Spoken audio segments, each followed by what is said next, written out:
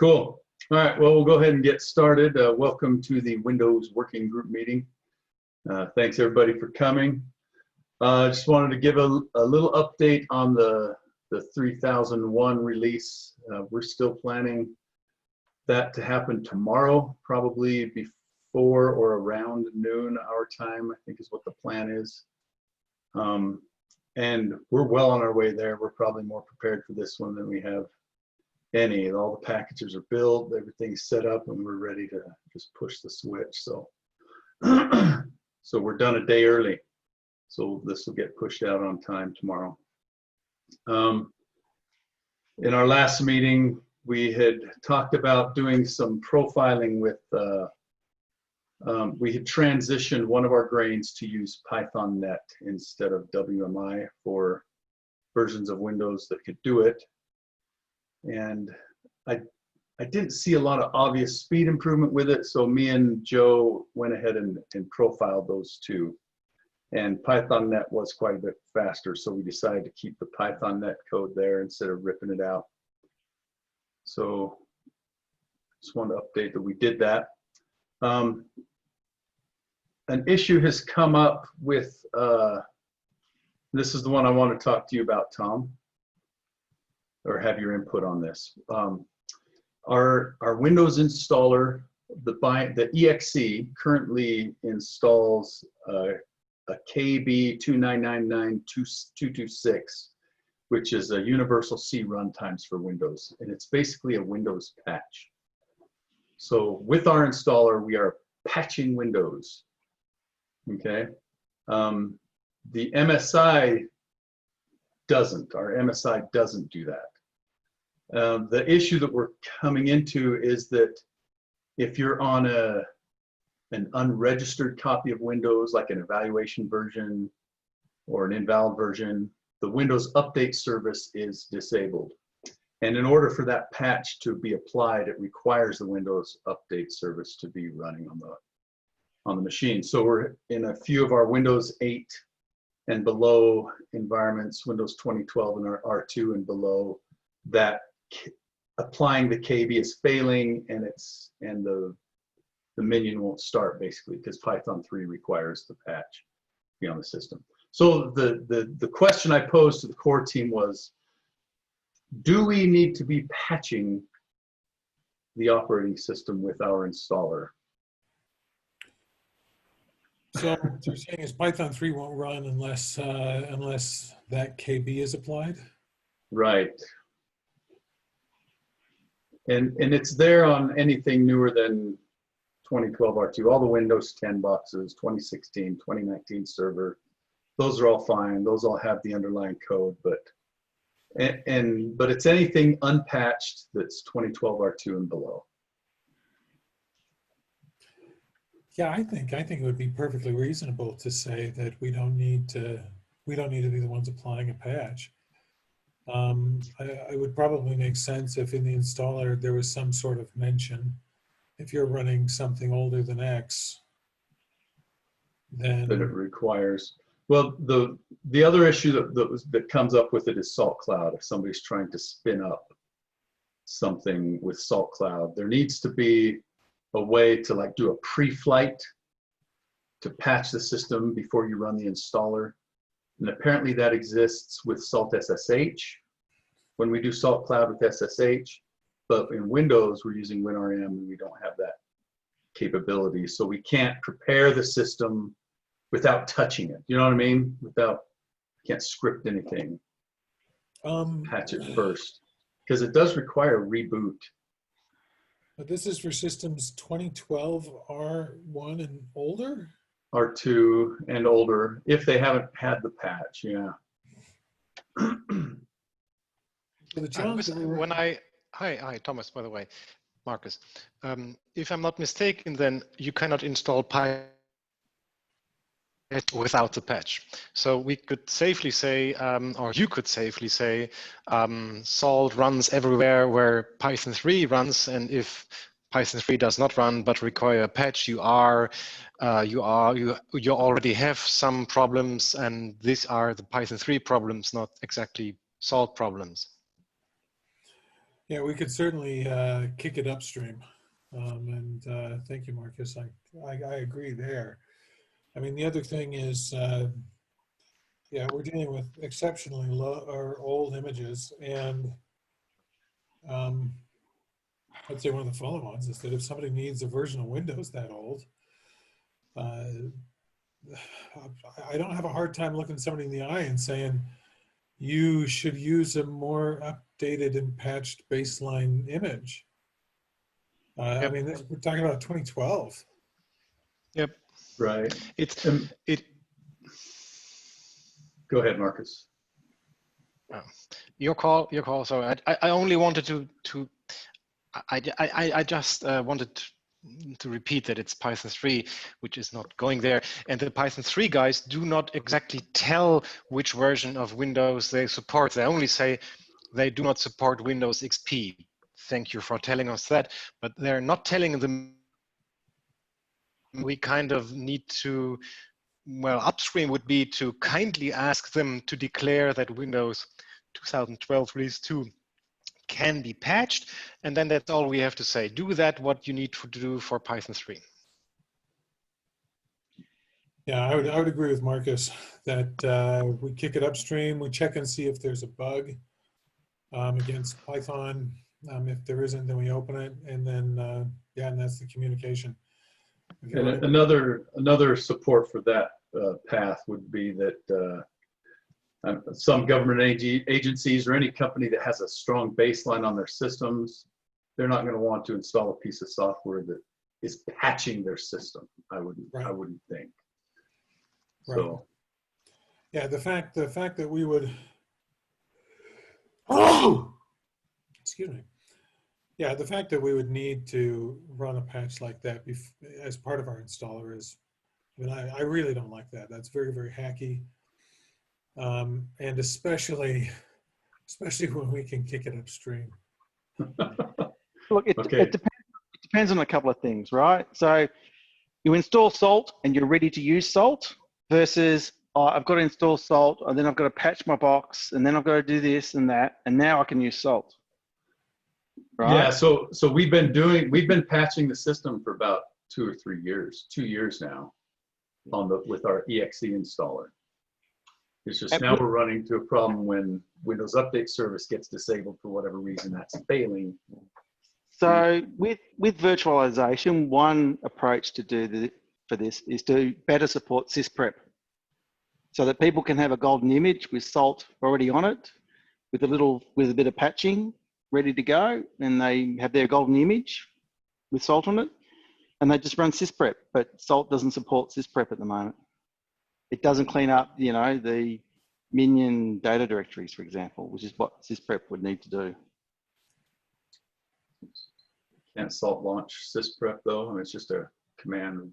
No, you build your golden image. You start with a fresh VM. You put .NET, the correct version of .NET on it. You do a bit of patching. You put Salt on it. You run sysprep. Create your VM, your golden image VM, and then you're right to go. But that's sysprep, right? So part of sysprep is registry settings that say, oh, run these programs to clean stuff up, right? And you don't have any hooks into sysprep at the moment to say, go and delete the PKI directory or go and delete the minion ID files and stuff like that. If you did, then you could use sysprep with Salt already on it. And then you could use that to build more images. And if people put more software on it, they can do sysprep again and sysprep again, and Salt would just reset. There's no reset for Salt as part of a sysprep. He's thinking. So isn't that just an INF file, like an auto run, or was it auto? I might use Windows, but I'm not an expert at it. So yeah. So that's all the. No, oh, gosh. Windows looks for it whenever it boots to auto config or something. There's autoconfig.inf that sysprep, when it launches, it sets the system in a state to run that the next time it boots. But there's also registry settings. So software can put registry settings in to say, oh, I need to do something when you run a sysprep. Okay. But I'm just saying, why would Salt need to do that? That sounds like a, No, Salt doesn't do it. The person building a golden image does it with Salt already on it. okay. Because But as you're soon as you talking start, about, as soon as you start Salt the service, it's going to create the minion ID file. It's going to try and connect to a Salt server. It's going to do all that sort of stuff, right? It needs, when you run sysprep, it needs to clean itself up. Not Salt, but there needs to be a batch file that sysprep calls and deletes the PKI directory and deletes the log directory. okay, and that would be And just PowerShell script. Or PowerShell or batch, doesn't really matter. Whatever, But right. it's just got to get called. And then you can say to people, okay, we don't give you the .NET patch, but you can build a golden image, put Salt on it, run sysprep, and that's probably what 90% people do now because they're all VMs most of the time. I think most people just grab an AMI off Amazon and use whatever's there. I don't know that they're sysprepping and building their own golden images. So I think that the conclusion here is actually pretty clear, that we're talking about 2012 R2 and earlier. We can send a communication out that we don't want our installer to have to patch Windows. I think that's an easy thing for us to say that we probably shouldn't be doing. And if somebody wants to make golden images to use, they should know how to make golden images. I don't know that, I mean, it's worthwhile that we've got a doc that just says, hey, if you've got an installation of Salt and you want to wipe all of its persistence, caching, and identity, these are the directories that you delete. And then it's easy for somebody using sysprep or cloud-init or whatever, for whatever operating system. Or it's easy for them when they make their golden image to just remove those files in those directories, knowing that Salt's gonna put them back and give us a fresh start when we go. And so, yeah, I mean, if we're looking at it from that perspective, then yeah, what we're looking at here is we don't patch the system, and we should have a doc on these are the files that you need to delete to refresh a minion's identity, and that's it. Okay, all right, so I have as an action item, we're going to remove the code from our exe that patches. We're going to add some docs on our Salt about the requirement for KB 2999-226. We're going to request from Python that they also add that requirement for Python 3. And we're going to provide some instructions for using sysprep with Salt and how to reset the ID of the minion. Yeah. Okay. All right, so those are the things I've written down to do with that. The reset of the ID of the minion is I came a little late. I guess it's resetting the PKIs, like wiping out the PKI directory. Huh.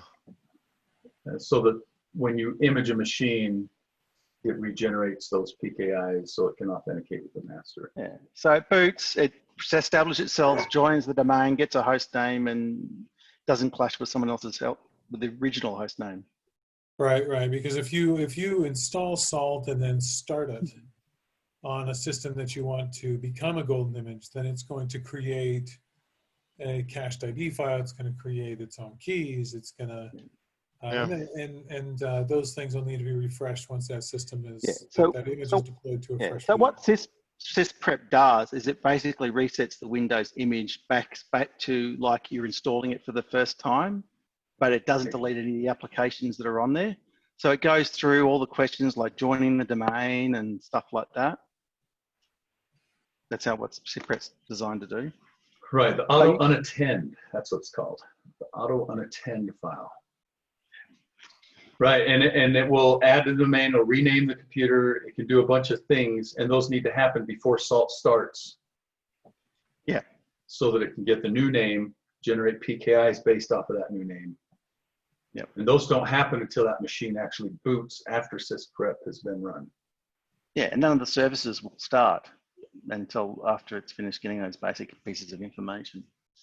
Okay. So that'll probably take some research to figure all that out. Have you ever done it? Do you have do you have some code? No, no, not to get something to run after someone's run sysprep and shut down the box. Okay. All right. Well, that'll take a little more time to get up probably, but I think the rest of it we can do pretty quick. Okay. Does anybody else have anything before we move on to Tyler? The thing to remember about the MSI, and the reason why probably most people want it, is when you domain join a device, then you get the group policies run, and then those group policies can install a MSI. Right. Okay. Yes. I think that's why people want it. All right. Tyler asked me yesterday if he could have some time in our meeting today to talk about the transition of grains, moving grains from salt to pop. Yes. So thank you, Shane. We have a project on GitLab called Item Windows, and I will share this link. How do I open up the chat once I'm, there we go. Chat. So a couple of things. First is we have a feature request to use, this is the one, to use the pop grains in salt. So this is something that we want in the magnesium release. And let's see, what it will do effectively is take all of the code in core.py and isolate it into platform-specific projects, such as Item Linux, Item BSD, Item Windows, Item Darwin. And this makes it so that the code for all of these is individually maintained. And it's also organized very well so that you can, rather than, if you've ever tried to make a PR into core.py, it's just a huge place. You never know where the exact place is that you need to make the change you need to get the grains fixed. But like here in Item Windows, everything, like all your hardware grains are in this folder. All your network grains are in this one. All your OS grains in this folder. Everything is it's broken up into bite-sized chunks that are easy to find out where you need to make the change you need to make. Grains in this way are easily extensible. All you have to do is pip install Item Windows into your same Python environment as Salt, and then you will have the latest grains for Windows in Salt. That's the ideal we'll have. And Salt will be able to, with each release, we'll be able to pin a version of Item Windows so that, there's a point where we've tested Item Windows and all of its grains are ready for the release. But also users will be able to keep just the latest grains without updating the rest of Salt. And having this in Salt opens the door for writing future execution modules and states that are Windows specific and putting them in Item Windows. That way we don't need to worry about the tests passing on every OS when you're making a change that only affects Windows. So we're thinking that this will make it so that the maintainability and extensibility of Windows software will be greatly improved with Item Windows and with doing grains this way. So right now it's just grains in Item Windows, but we eventually plan to have modules and states in Item Windows as well? Or would that be a different project? That would be the same project. It's like any grains, exec modules, or state modules that are Windows specific could go into Item Windows. Currently there is one exec module. If I go back here, well, I guess there's a couple.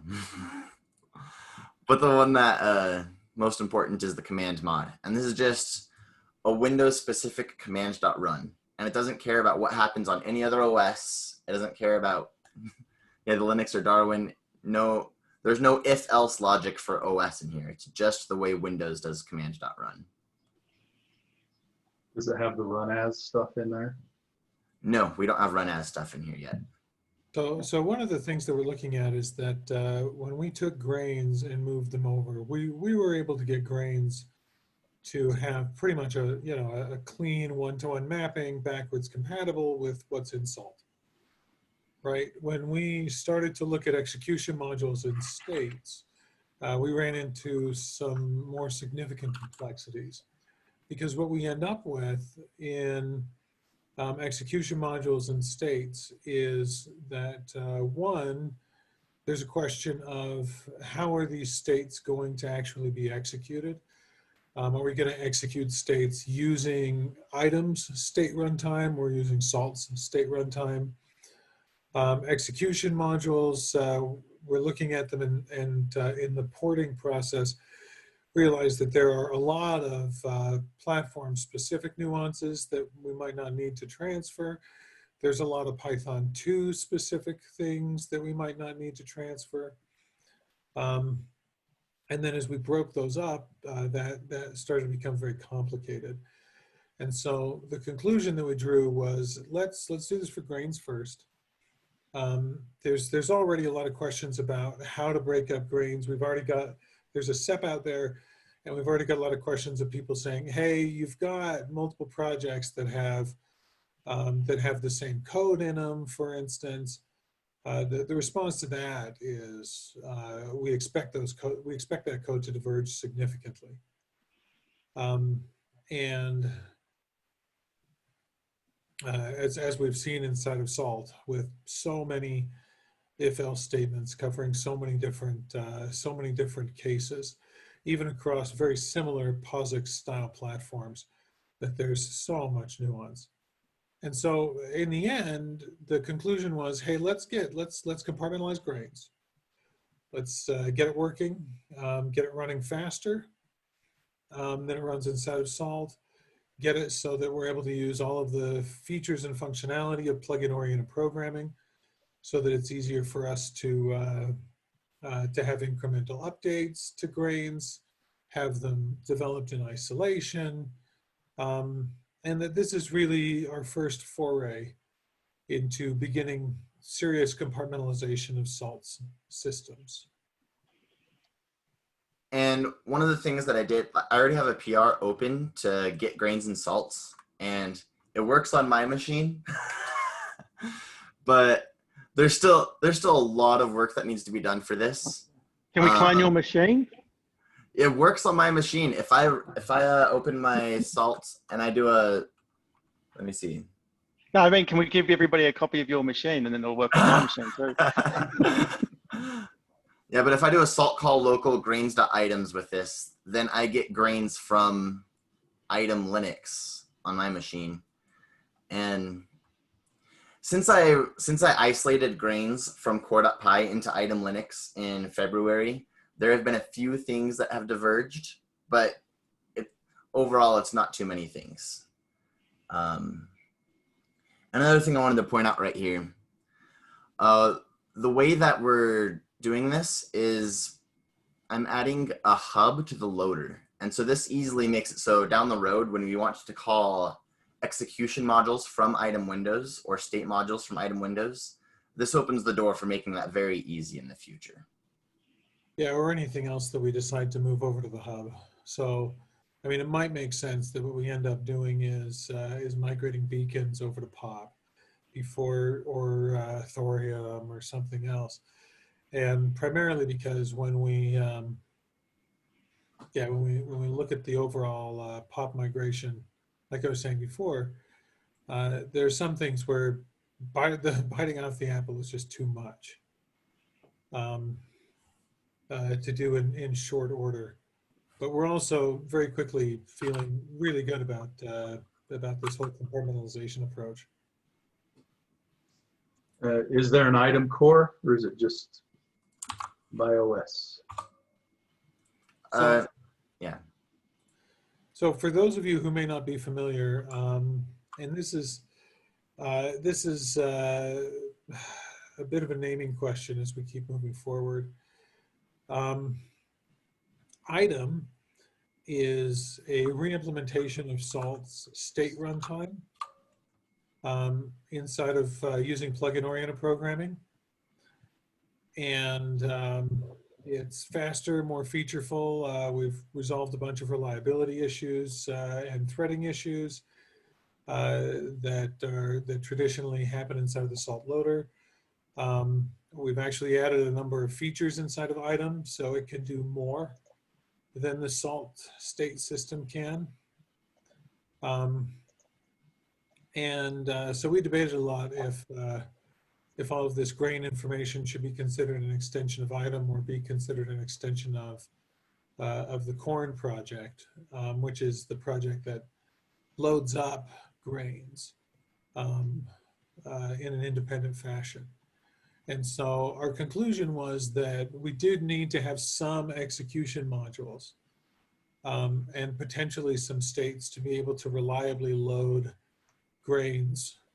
And so what we did was say, okay, let's make these projects so that they can support basically all of everything that we would need from an item perspective.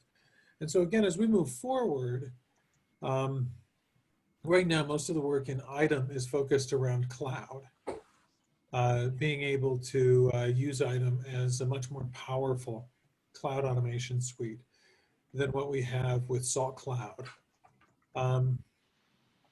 But item is made, again, to be able to do system management as well.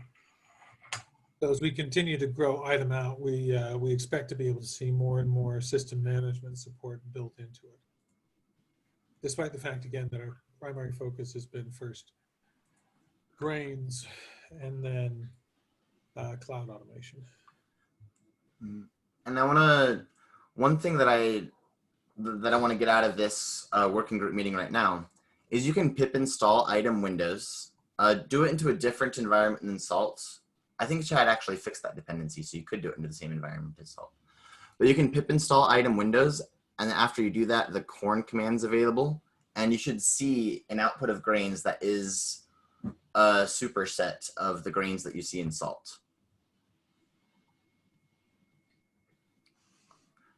On Windows, it'll be a superset because I did a lot of work to make sure that the grains output was consistent across all of them. So like on item Windows, there's an OS code name there wasn't before, or the GPU is being collected properly and it wasn't before, and a couple other grains that were missing on some platforms are now there. So it's consistent across OSs. The other thing I should say, tempering that Tyler said, it works on his machine. Is we need to make sure it works on a lot more machines. Yeah, we have run tests with grain gathering and item on many operating systems. And Tyler has been explicitly developing against Windows, Linux, and Mac, and FreeBSD. And AIX. Yeah. So the defense of it works on Tyler's machine is that he is running it on, I don't know, 7 of his own machines. So it is not it's far less of a shoot from the hip than runs on my machine sounds like.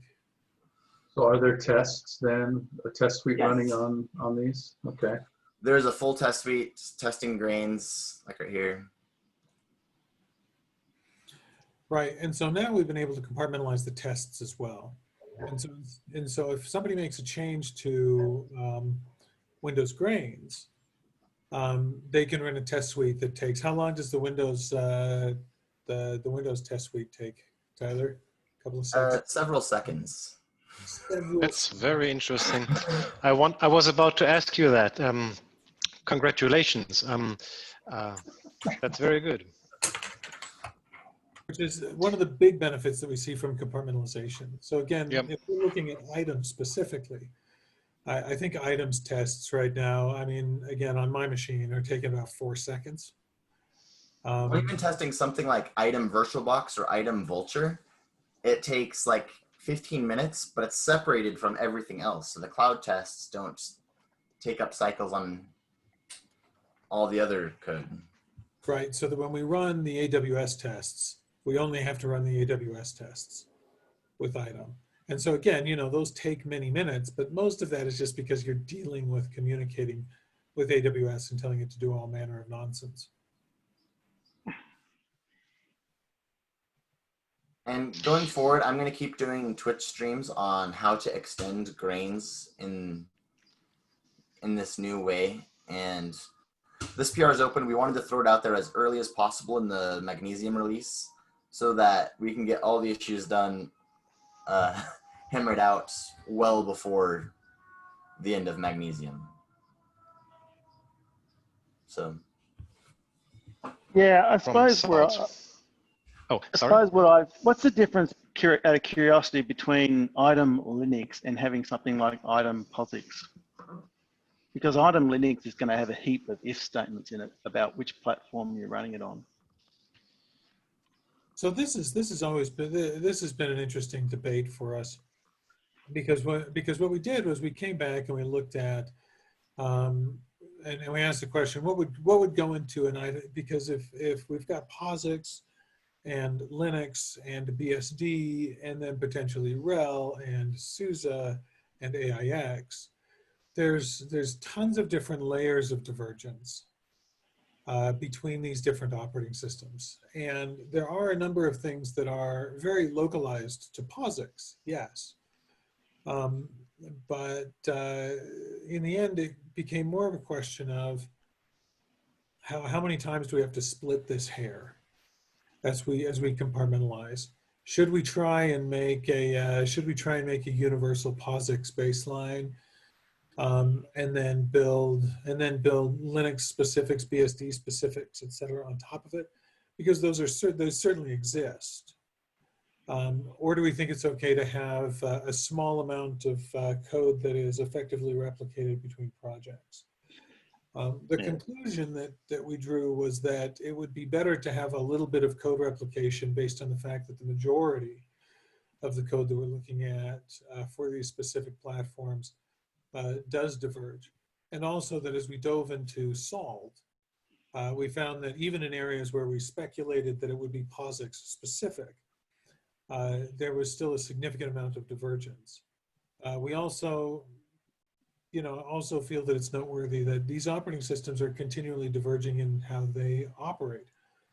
I mean, we see things like the introduction of System D as an example, where what used to, I mean, if we went back 10 years, we would probably be able to say, okay, we can have item sysv, right? And item BSD would handle a BSD runtime.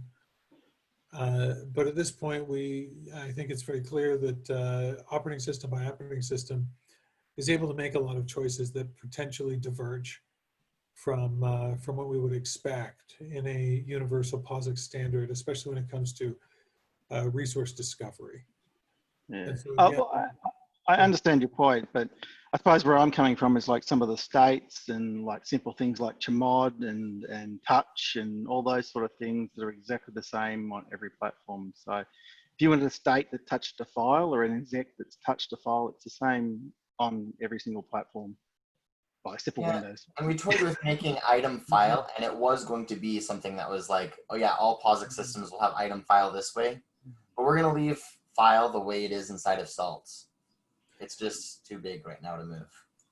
Yeah, and Damon, that is a very good point, because it does heavily depend on exactly what it is that we're interfacing with. And you are right that when it comes to things like file management, consistencies there. I say consistencies, but annoyingly, I mean, when we look at Solaris, for instance, Solaris has file functionality inside of it that isn't present in Linux.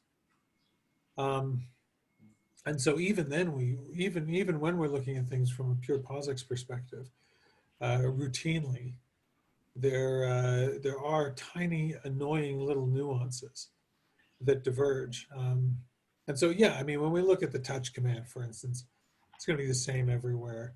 When we look at chmod, well, I mean, as an example, when you look at hpox, the chmod command is not consistent with the GNU chmod chmod command. And we see inconsistencies with the chmod command inside of AIX as well. Those inconsistencies don't always float to the surface. Yeah, I was thinking along the lines of, like, for example, like Python is an emulator in itself. Like, it works across multiple platforms and it's got its own code for handling differences between platforms. So Python's already a layer of abstraction. So for example, you could have item PY, and for example, you have a policy in there that you don't use chmod, you don't use change owner, you don't use all those POSIX or Linux specific things. It's just pure Python code. Okay, so the problem that we've run into there does also go back into the problem of divergence and feature sets that are available on specific operating systems. Because when you have normalization systems, it's very universal that those normalization systems are only able to handle a subset of functionality. And we see this inside of Python's operating system APIs, that Python's operating system APIs can do quite a bit. But they do purposefully and routinely either omit functionality from specific operating systems so that you're, again, dealing with a subset, or they do have flags and changes and features that are available on specific operating systems. Again, it's a very common normalization problem. I mean, we've done a lot of work with OS normalization over the years. And we're very, very familiar with the fact that that even when we're just dealing with how we're gathering network information, there's nuances on how IP route and ifconfig work between different POSIX platforms. And so being able to address those differences and keeping that door open is important. Otherwise, we would be looking at things and saying, okay, it's in POSIX and I want to add this one feature for Solaris. So now I've got to fork it out of POSIX into all the subscript OSs.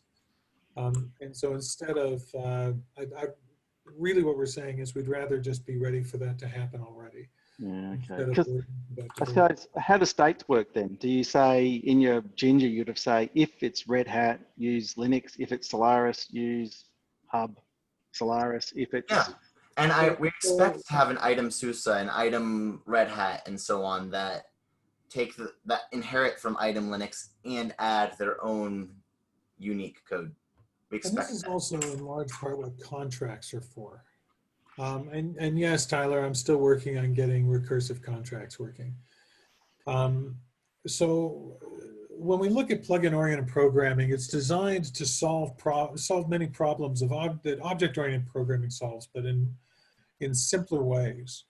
And hopefully in ways that we feel are more intuitive, although it takes a little bit of time for some people to walk away from thinking about the world purely in objects. And I think it was you, Damon, who sent me an extensive email about objects, and I'm certainly familiar with object-oriented programming. When we look at plugin-oriented programming, what we're able to do is use things like contracts and plugin abstractions and virtual abstractions in the same way that we do inside of Salt. And so inside of Salt, when we make a state, we can say package.installed. And then depending on the operating system, we can pass the requisite flags down the line into those normalized subsets. And so when we're able to use branching normalization inside of POP in the same way that we do inside of Salt, yeah, we're able to maintain that same hierarchy that we see inside of Salt. Whereas the main operating system differences that we're still dealing with there have to do with things like file location and package names, which is its own lovely little problem, right? Yep, I understand.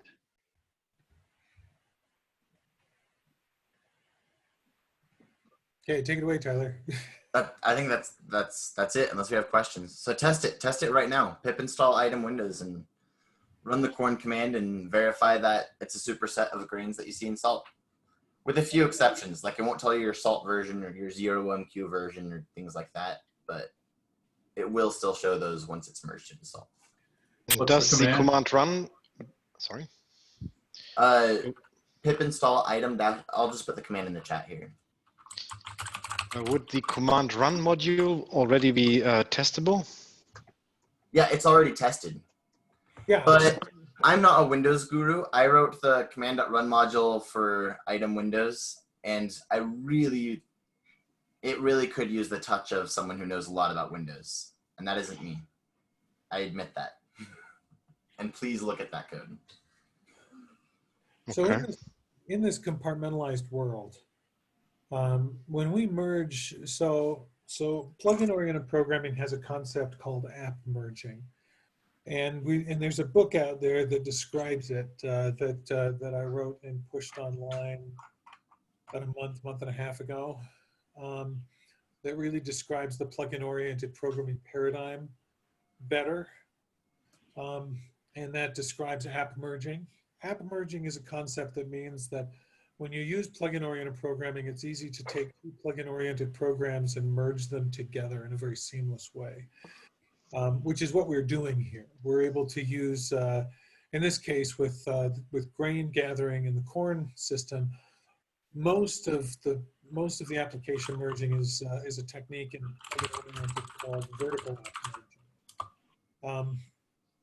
And so it's really easy for us to take these different projects and glue them together in an almost completely seamless way. And so when we look at execution modules, those are run using the item command.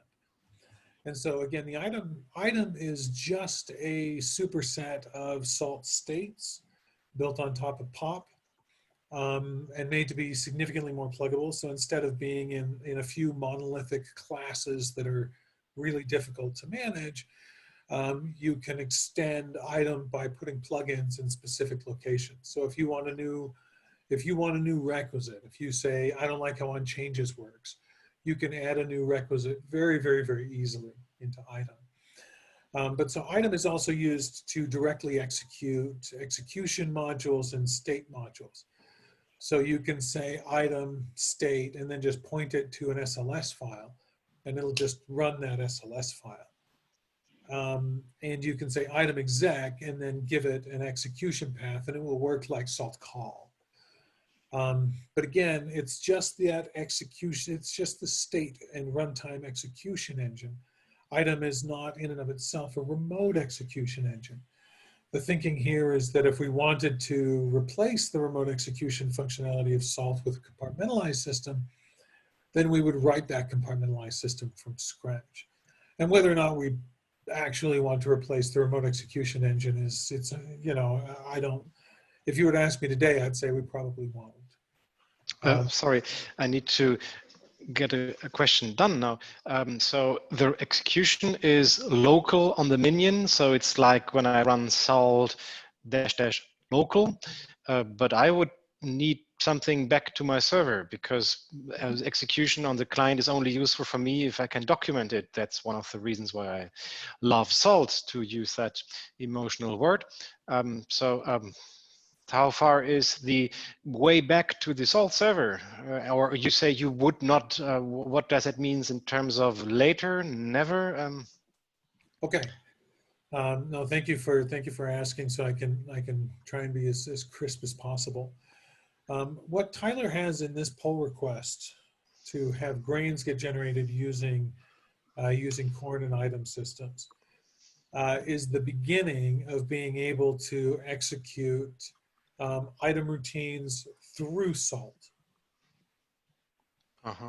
So you would still be able to execute item routines and they would still function just like running execution modules through salt. And then they would still log and bring everything back to the salt master. And so it's really just a next generation of that execution engine and runtime. Okay. So it would still integrate directly with salt. That's good. Okay.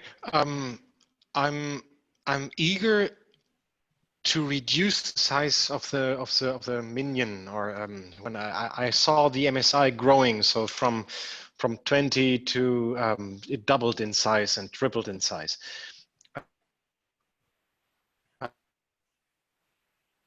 Our boxes, I regard it mostly as a security problem. We have tons of things there. Whenever there's security alert, I find it inside salt. So whatever is ugly and can be used against us, it's inside code. Then it was never, so far it was never salt, but I would like to have a much smaller salt minion installer and contains only the parts I need.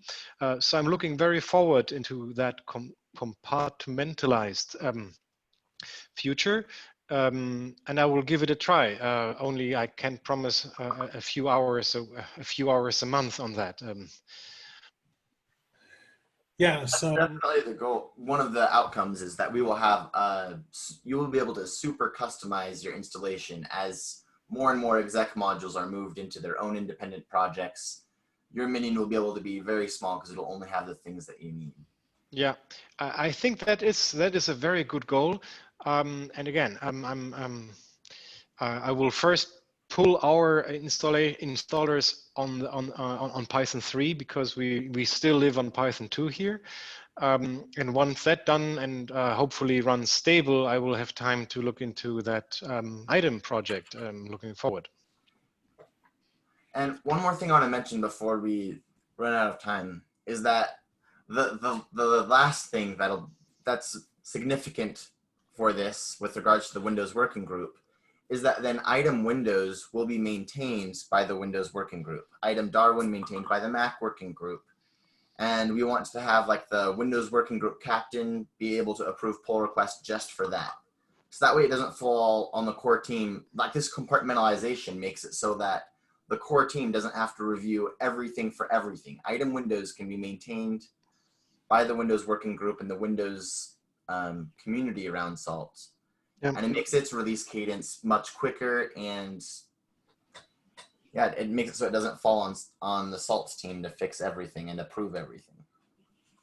Yep, perfect. And you could upgrade after the fact, right? I mean, Yes, you can yeah, upgrade you would be able Salt, to you can upgrade item components Windows. whenever you want. you just do a pip install item Windows, and that gets you the latest. Yep. Yeah, Assuming of you're- course, with Salt releases, we would very aggressively pin those versions.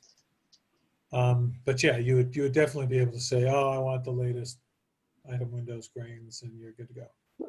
The thing to remember about Windows is that some of the Python modules need to be compiled and some modules don't.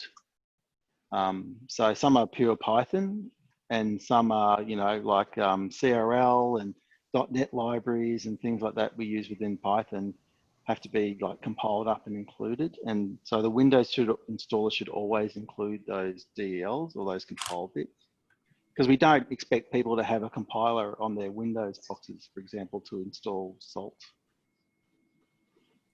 Yeah, this is something I looked into the Pi Win32 part. This is a long discussion. I think that's an issue for itself. As we run out of time and I have to run for the train, which doesn't wait. I would say this is an interesting topic. This was who was speaking just before me? Damon? Damon. Okay, Damon. I will try to remember that point and come and approach you somehow. That's right. So you're talking about having like the CTime compiler installed with Python so that you can install stuff after? No, the point is that a lot of companies don't want C compilers on their platforms. Me neither. Absolutely not. So some of the stuff when you do pip install actually calls in Unix, for example, would call GCC and start compiling stuff, right? And people aren't going to do a pip install for something that compiles something. Well, I think this is going to be all pure Python, isn't it? I'm pretty sure compiling. I'm pretty sure Pedro was pinning to versions that have wheels that are pre-built, so that's not We'd be able necessary. to distribute this in compiled wheels.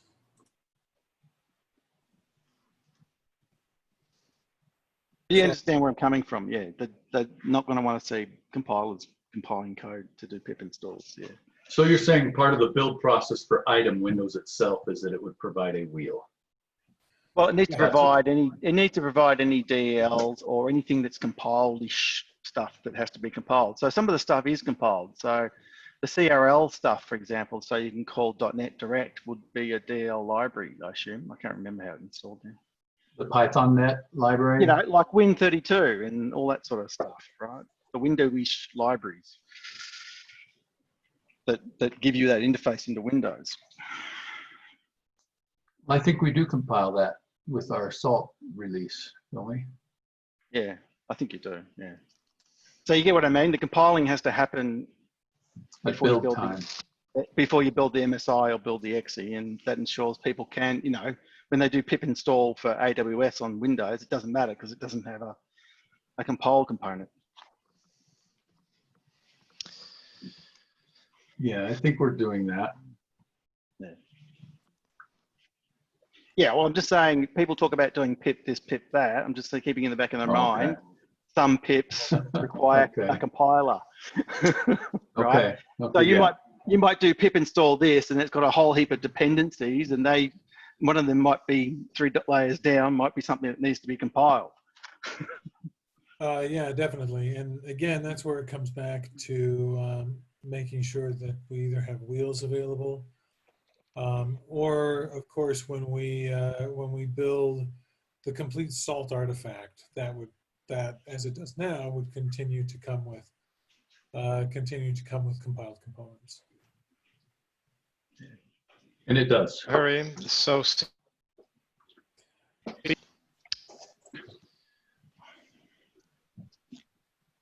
And I think we're out of time, right?